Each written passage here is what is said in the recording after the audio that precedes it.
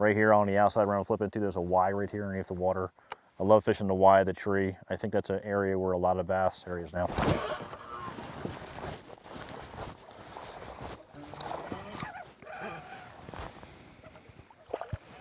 It's a nice one. It's where a lot of bass tend to position yourself, right in the Y of the tree, as you can see. Just gonna go ahead and hit spot lock.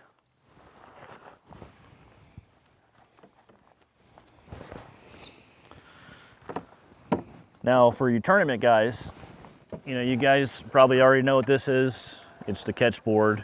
This is pretty much what our weigh-in consists of. I believe every tournament trail, you have to have the fish a certain way on the board. The one I fish for Bassmaster, the fish has to be facing to the left and face that way. So I'm going to show you how I do it. So typically, I always keep my board on my kayak here. It's got little slots for it. The board fits right inside. You take your identifier. After every fish, I always put the identifier down. It's my reminder to put it back up, because without that, the fish does not count. So I flip my identifier up, I put the bass on there, nice and gently, and it's all about the inches. Mouth closed, touching the end of the board. This fish is 17 inches on the money. So that's typically how I do it. I don't have my net with me today. A lot of times I'll take my net and I'll stick it right here, because it always seems like they're always trying to paddle their tail. And if they're gonna jump forward, they're gonna jump into the net. I've had a few times now, having the net there actually saved me twice in tournaments. So a nice 17 incher right out of the Y of that tree. Today we're talking about kayak bass fishing, but we're fishing laydowns. We're gonna talk about my 4 favorite baits on the approach. Any time of the year, a lot of these baits will work for you. And you know, the other thing about fishing out of a kayak, guys, you can be extremely stealth. I can get on top of these trees and catch the fish just below the kayak. These things are so quiet, so stealthy.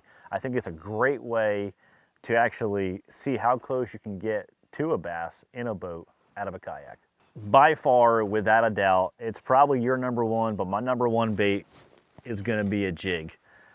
There's not a better bait that's out there that you can pick apart cover with than a jig. You know, it's weedless. It can go through some really gnarly stuff. It's got a really good hook in it most of the time. So if you do bury that fish in that laydown, 9 times out of 10, you're gonna get that fish out of there, it seems like. For me, if I'm in a kayak, I'm anywhere from a 7 to a 7'2" rod. I like to stay around the medium heavy. Sometimes if I'm throwing a heavier bait, a bigger jig, like 1/2 ounce or bigger, I'll go to a heavy. But most of the time, 7'2" medium heavy is the rod of choice for me. Shimano Zodius always gets the job done. I typically always start out every single time with 20-pound, 100% fluorocarbon. 20-pound test, you know, it's a heavier line, but I believe when you're flipping in that heavy cover, it doesn't really matter. It's not about the fish seeing the heavier line.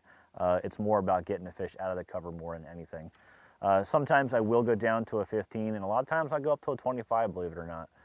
The good part about having a heavier pound test, if you're throwing, let's say you're throwing a 3/8 jig and you're throwing on 20 or 25-pound test, it's actually going to slow the rate of fall of that jig on the way down.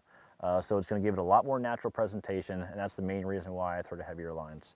Reel-wise, I would tell you this too, with a lot of the reels across the board that I'm going to talk about, I always try to pick something in the 7s or 8 gear ratios, because you set and hook on them fish with all these baits, for the most part, it's a wenching deal. You want to get that fish to bite, and you want to get that fish into your kayak as fast as possible.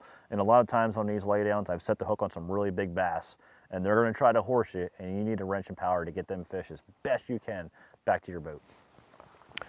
Number 2, this is a hard one, but number 2, I am going to go with a buzz bait. There's been so many big bass that I have caught over the years out of a laydown on a topwater. There's a lot of days where I go through it with a jig and I cannot get them, and sometimes, I don't know what it is about the buzz bait, but the annoying sound it makes, it just calls them fish up. Same kind of deal. A lot of these rods I'm talking about, actually all 3 of the rods I'm talking about are all 7'2" medium heavy, every single one of them. 7'2" medium heavy rod for me, and it's a personal preference for the most part. If you're flipping, I think you want to stay above 7 foot every time. If you're throwing a buzz bait, something you're making a little more accurate cast, maneuvering around, doing some swinging, you know, maybe a 7'3" is the longest you want to go in a kayak. If you're a taller guy, it'd probably be good for you, but I still think a little bit smaller and stealthier with the length is going to help you guys out.